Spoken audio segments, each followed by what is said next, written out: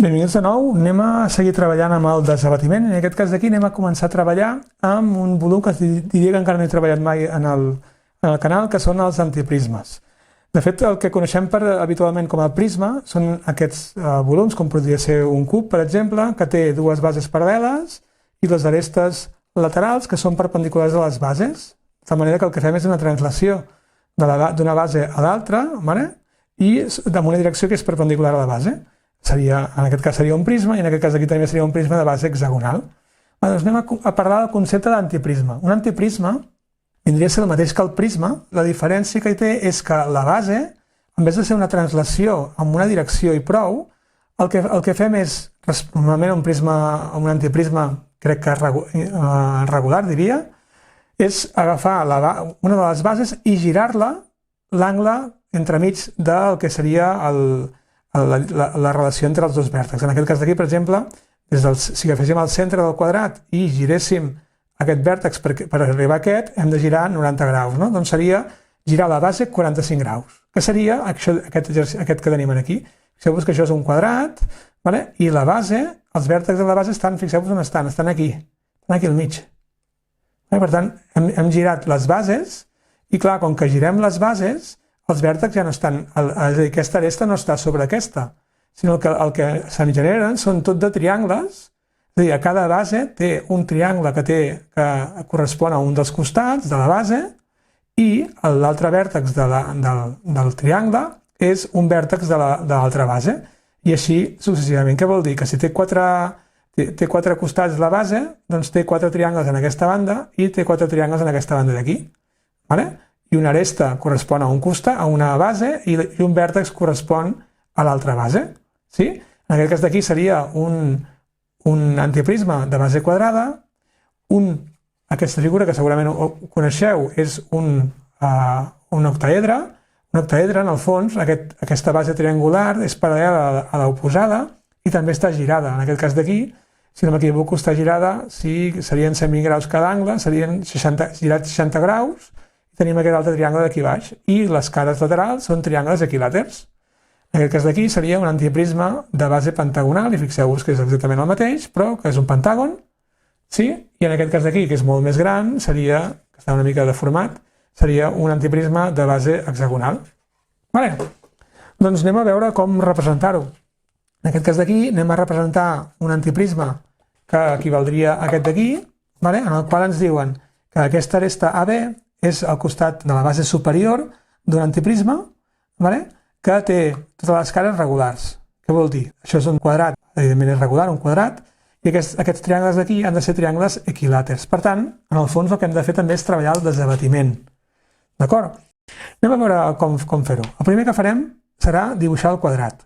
I fixeu-vos que aquesta diagonal d'aquí, d'aquest quadrat, serà igual que la diagonal del quadrat de baix, que és aquest d'aquí. Per tant, què vol dir? Doncs que tots els vèrtexs equidisten del centre del quadrat el mateix, ja siguin els quatre vèrtexs de la base superior com els de la base inferior. Per què?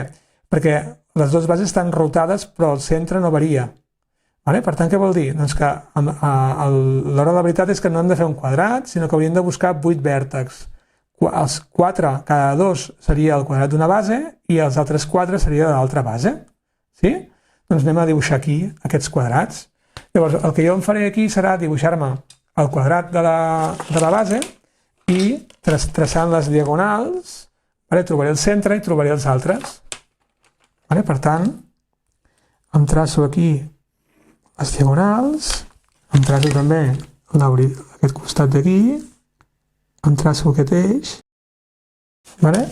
aquesta vertical d'aquí, aquesta vertical d'aquí, i com que és un octàgon, el que puc fer és agafar una circunferència, fer un arc de circunferència amb el centre de la figura i que passi per tots els vèrtexs.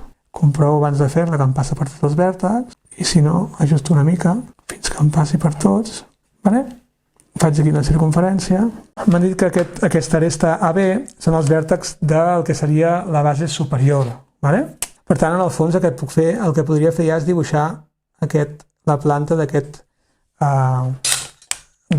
antiprisma, perquè la planta de l'antiprisma, la base superior, l'he de veure segur, seria això, que estem veient aquí. I els vèrtexs de l'altra base són aquests 4 vèrtexs d'aquí i el triangle que té com a costat aquest costat d'aquí, el vèrtex és aquest vèrtex d'aquí. Per tant, el que podria fer és, per paral·lelisme, si no m'equivoco, és traçar-me l'octàgon. De fet, en el fons, és que el que he de fer és traçar-me l'octàgon. Aquest costat i el costat paral·lel, el costat oposat, i així successivament tots els costats.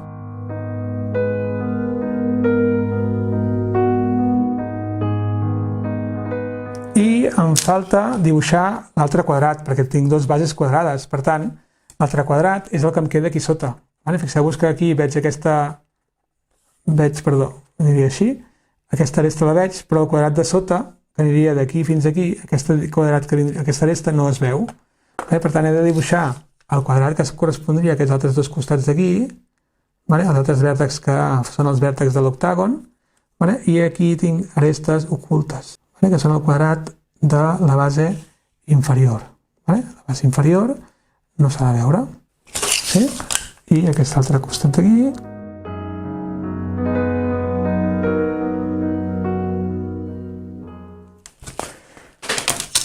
I ara aquí anem a fer realment el que és el desabatiment. És a dir, el quadrat aquest, si és la base superior, jo sé que estarà aquí la base superior. Per tant, serà un pla horitzontal que tindré aquí dalt de tot, a B.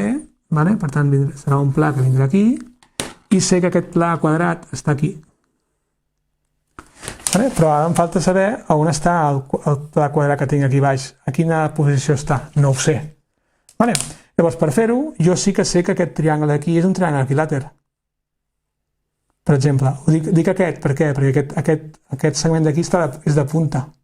Com que és de punta, em serà fàcil girar aquest triangle. Llavors, el que hauria de dibuixar-me aquí és un triangle equilàter.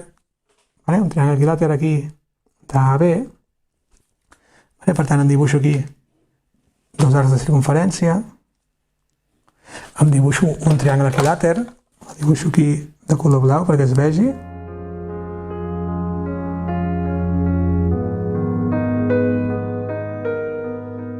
I ara agafo aquest triangle que està en veritable magnitud. Per tant, aquest d'aquí està en veritable magnitud. Llavors el poso, com que és horitzontal, el pujo en el pla vertical a la mateixa cota que AB.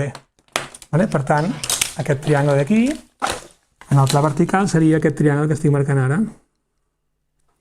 I ara el que faig és faig el desabatiment. Per tant, m'agafo aquesta distància, que seria l'altura, al fons seria aquesta amplada, seria l'altura del triangle, i el baixo. Per què el baixo? Perquè m'han dit que aquesta cara d'aquí és la superior.